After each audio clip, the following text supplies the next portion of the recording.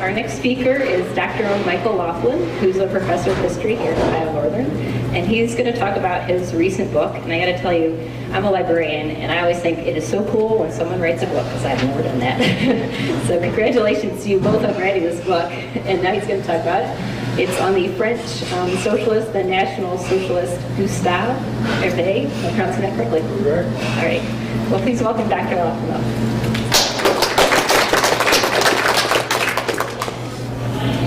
Yeah, thank you. I brought the book. I carry it around occasionally, but very seldom. But if I need to build up my arms, the book turned out to be much heavier than it had originally been planned. And I tell the joke, or I was telling it, I haven't told it lately, that the book would have been much shorter if I'd had a couple of years more time. And if you've been writing, you know what I'm talking about. If you haven't been writing, you don't know what I'm talking about. One thing about the book that I meant to stress is that this library had a hand in its creation. Hedrick Memorial Library bought the book, and I was surprised when I came in here. I think it was September, maybe it was late August. The library not only purchased the book, but for years, off and on, they have been helping me get interlibrary loans, and without getting those interlibrary loans, it'd be hard to do research in Ada, Ohio, although there's more and more online. I started my research on this book, well, indirectly. The idea for the book goes back probably when I was an undergraduate taking classes from a guy in Bloomington, Indiana, at Indiana University by the name of Harry F. Young, and he was one of the most boring professors I've ever been with, but he taught me a lot. And I became interested in what everybody was interested in growing up after World War II. I was interested in Nazis, fascism, the Holocaust. And when I was in undergraduate work, I majored in history, and those were the subjects that Harry Young taught. So I was studying under him. And in fact, when I went to graduate school, I gravitated. I wanted to be a German historian, but my German wasn't very good, and I could speak Spanish, and I figured out French fairly quickly, at least to read it. So I went into French history, and I became interested in a problem that was associated with the origins of fascism. I can't remember exactly when the problem came to me, but my first graduate classes in fascism were in 1971. I had just graduated from undergraduate school, got into it, and then by the time I went back to graduate school full-time, the topic came, and that would have probably been about 1977. So you could say, in some ways, I'm a slow learner, because that topic I have looked at and thought about for a long time, and one of the things I wanted to do today is at least introduce the topic and give you a couple of good pictures. And the topic, unfortunately, for me to explain the topic, you have to know something about how language works, how political language works, and why this particular topic is interesting. And let me just explain in a nutshell, that's the title. And if you can see the title I've got, From Revolutionary Theater to Reactionary Litanies, Gustave Hervé at the Extremes of the French Third Republic. Well, you got to know what revolutionary and reactionary mean. And in some ways, this is not just a biography of a character by the name of Gustave Hervé, whom I was not particularly interested in. I probably had not heard of him when I was an undergraduate, and I can't remember when I first read about him, probably as a graduate student. But the topic, the issue of Hervé came to me, the biography of Hervé came to me, because the problem that he was associated with. And the problem that he was associated with was, how does somebody go from being a revolutionary to a counter-revolutionary or a reactionary? In other words, it has to do with political ideas, it has to do with the language that we use. So that's one thing. This is the guy, this is Hervé, and if you can see the subtitle there to this picture, that is his newspaper, which he started writing in 1906, and it went all the way up until 1916, where he changed the title to Victory, La Victoire. In the midst of a war, Hervé was on the side of his country. But in the beginning of his career, he was anti-military. He became notorious, possibly, let's see if this is the right, that's not going to do it. Anyway, he became notorious for somebody who said, if you're going to be sent to the front to fight against the working class of your country's enemies, take your guns and shoot your officers in the back or in the front, wherever you want to shoot them. Because he was convinced that militaries were class militaries designed to protect the power structure, to protect the capitalist class that was actually making money on militarism and war. Well, something happened along the way. Because by 1914, Hervé volunteered to go fight for France against Germany. By 1916, he turned his political idea, instead of being an insurrectional socialist, trying to bring socialism and go against war and go against the military, he became a proponent of National Socialism. And over the course of the next 20 or 30 years, he was an atheist or agnostic, but he wanted to believe in the traditional religion of his youth. So he spent 20 to 25 years trying to believe again, and he managed to do in 1935, 36, and 37, as the French Popular Front was coming into existence. And the French Popular Front was a collection of extreme leftists, mostly.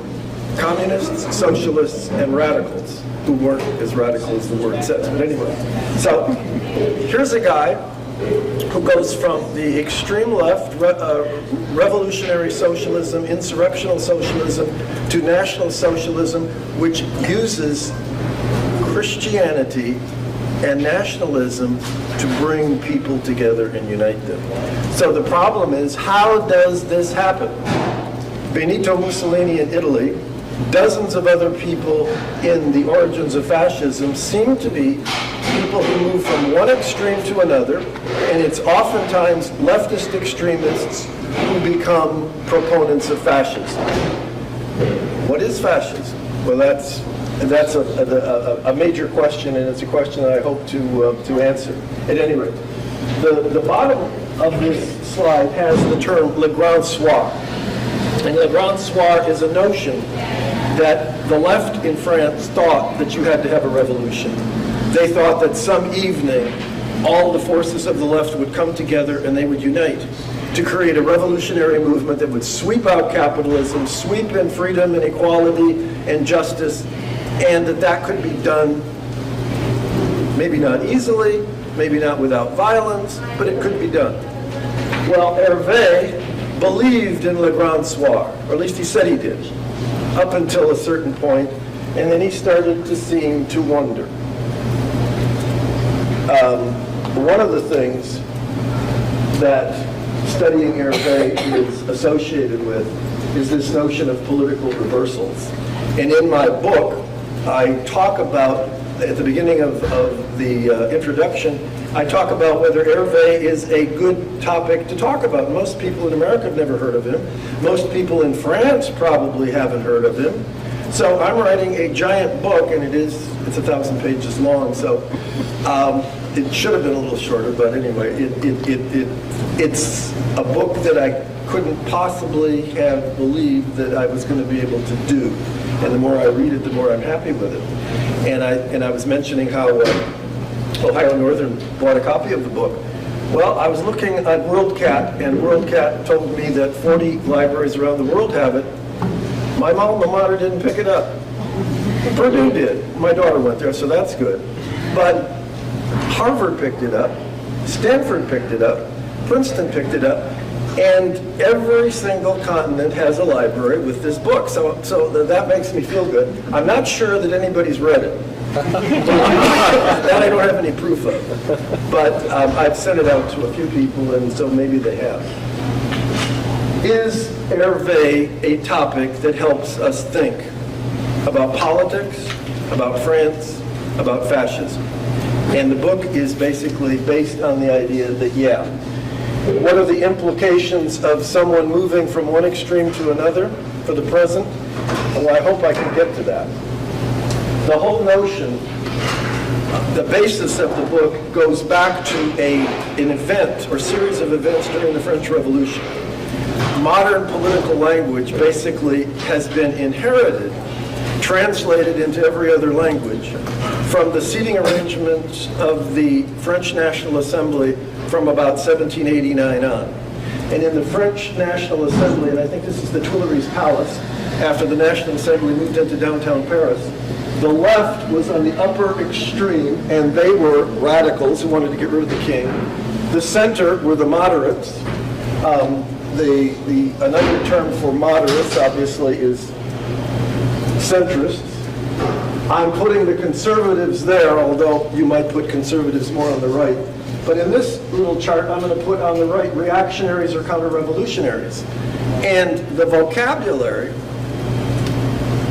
has come down to us. It's impossible to talk about politics unless you have a version of this vocabulary. So what we're dealing with, people who seem to be moving from the extreme left and maybe passing by way of the center, but not always, and going to the radical right, to the counter-revolutionary right, or to the reactionary right. And Hervé represents that, and so many other fascist leaders do. Now, here's the puzzle. And this is tricky. There are some people who would love to believe that fascism is a left-wing phenomenon. Look at the term National Socialism. But in fact, if you look at most of the people who gravitate to fascist movements, they're not proletarians, they're not workers, they're not socialists, they're not communists. They are people, the traditional argument is, they're people who are afraid of a new kind of society. They're afraid of factories. They're afraid of losing their jobs to department stores. They're afraid of big chains. They're afraid that they're going to slide down from being shopkeepers or small business owners, that they're going to have to give up their job or give up their production to competition from the big boys. So it's people who are frightened, who are angry, who are blaming socialists and communists. So how in the world do we get socialist and communist leaders joining in with these fascist groups? That's what I'm trying to figure out, and that was the purpose of looking at Hervé. Hervé, in 1901, became an instant name, an instant notoriety in France when he wrote in a newspaper, in a provincial paper, he created an image of the French flag being planted in a dung pile. In fact, he wasn't talking about the French flag. He was talking about the commemoration of a Napoleonic bloodbath and the flag of the local regiment. But everybody assumed he was attacking the country, attacking the flag, and he denied it, but that made him famous. So overnight, this unknown country professor at a small university, or I should say a small lycée, becomes an instant notoriety. Everybody in France knows about him, and he becomes famous or infamous almost immediately. Okay, flash ahead.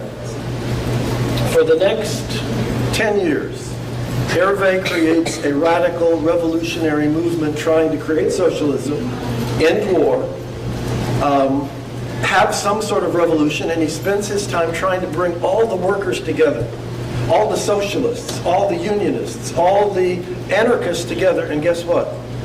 They don't want to come together. Each one has their own group, each one has their own idea, and after spending 6 years or 5 years of a newspaper, writing articles and doing all kinds of things, he can't get le grand soir. In 1910, something happened that's going to send him to jail and is going to send his idealism on the left into the Seine River or into the toilet or whatever you want to, whatever negative image you want to create. He realizes you're not going to get a revolution. The left, the workers aren't going to create a revolution. What got him into prison was this. On, I think it was January the 8th or 9th, a worker, a shoemaker, was waiting in a red light district in Paris for a couple of guys in the vice squad who had sent him to jail, he thought illegally, because they lied. He was waiting. He had been kicked out of his hometown, kicked out of Paris twice. He came back illegally, and he was carrying around a knife and a gun, and he put some bands, some spiked armbands on himself. And in that, in putting those things on, he was getting ready to go to battle against these Vice Squad members. Well, a couple of other Vice Squad members found out about that, and they went looking for him, and they caught him in a corner, and this guy was named Jean Léabouf, and Léabouf basically reacts, he attacks, he kills one of the policemen, and then Hervé writes an article. After this criminal kills a policeman, you can imagine that happening in this country, he says, I wish that we could give this Apache, this criminal, this thug, half of your virtue. He's talking to the workers, because the workers of France are not coming together. They're not joining him. So he's angry at the people he's trying to recruit, and he uses the example of a murder of a policeman to show the workers that they're just a bunch of pansies. They can't do what this guy did for whatever his selfish motives were or whatever his ideas were. He says, I wish we could get in exchange for your virtue, we could get a quarter of his energy and courage. Maybe then we could have Le Grand Soir. Maybe then we could have a revolution. So it looks like Hervé is frustrated. It looks like he's not getting the left united. And already 4 years before World War I, he starts to change his views. And in changing his views, something reinforces that. This is Léabouf being attacked by the police, and then he attacks back and he kills one of them. And this is these are the items that he's using to protect himself. So he's been doing a lot of planning.